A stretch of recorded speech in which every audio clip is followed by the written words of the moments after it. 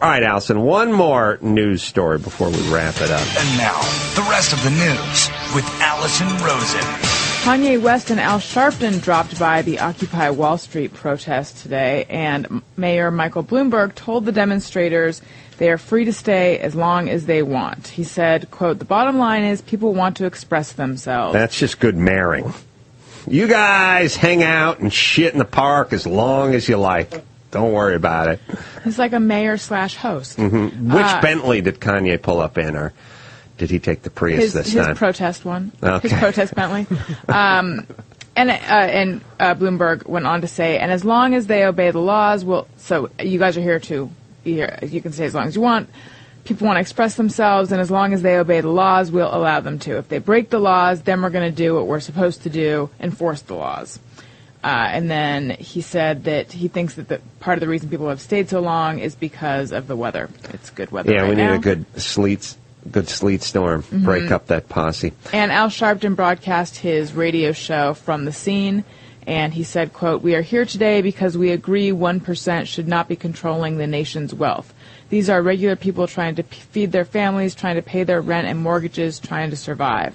And then there's also other movements all over the country. There's Occupy Fort Collins, Occupy Fort Myers, Occupy Fort Worth. Mm-hmm. Not just Fort cities. How about you occupy a fucking name tag and a vest and get a gig? That would be I would like you to occupy a hairnet and a name tag and get a fucking job and start paying some goddamn taxes.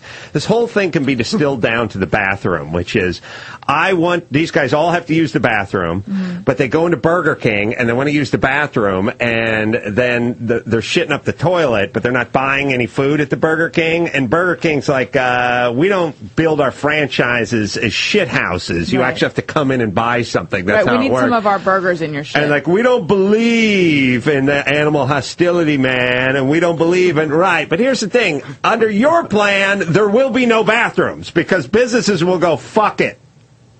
They like making money. Mm-hmm. That's how it goes. All right, Kanye. And New York Magazine. How many Bentleys does Kanye have? Really? And Al Sharpton? How many fucking fur coats does Al Sharpton have? Right. New York Magazine poked at the irony of West wearing gold chains to a demonstration that targets wealth inequality. Oh, no, he's got his beads out. Those are his... Mardi Gras beads? He's keeping it real. No, he's got his flannel and his beads on.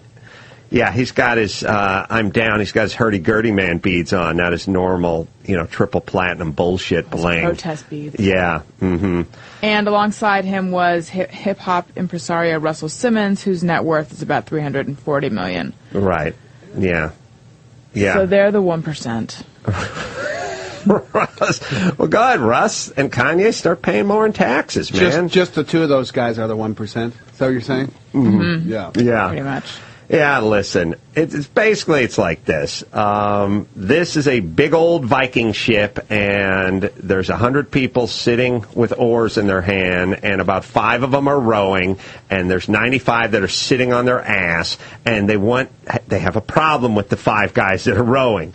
And my deal is, hey, Dick, pick up a fucking oar and shut the fuck up. And don't just dangle it in the water. Yes, at least lift it out of the water, because this is you dragging your oar, and I'm fucking the 5% who's paying my taxes and pushing the fucking oar. Tired of it.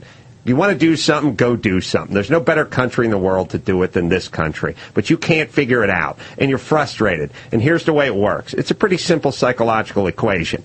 You cannot find a way to be successful in a country that makes it the easiest to become successful, and that is a shaming process. You can't get your online T-shirt business off the ground. You can't figure out a way to make 2 nickels. So instead of finding a mirror and figuring out why the fuck you're unsuccessful and why you can't achieve and why you're impotent, you turn on the government who shamed you by saying, here's your pittance to live off of, now don't bother us. It is a shaming process that turns into hostility. Almost everyone who's on welfare is pissed off at the government. The people that pay 0 in taxes and receive $489 every 2 weeks from the government are much more pissed at the government than the people who pay $500,000 a year in taxes. How's that work? You'd think, wow, what's the irony there? Right. They're shamed. They've been shamed by the government. And so now they get together with like-minded people who are essentially unemployable or who don't choose to work hard at least, and they have this movement that a bunch of rich asshole, they don't just turn into rich hole guys, they come by and they pretend like they're part of this movement. They want nothing to do with it. Are you a rich hole? Yes. Russell Simmons has a fucking 32-bedroom castle. Like, I mean, that guy's crib is unfucking believable, and he married the worst person on the planet who did nothing. She's, Camora's like Imelda Marcos of the West. I mean, Jesus Christ. This guy's whole, he has temples to pray in, and it's bullshit.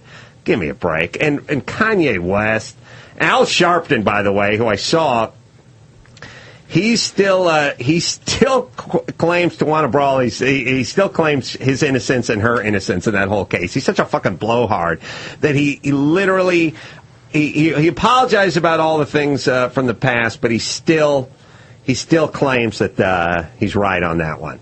He's a sack of shit. All right, but anyway.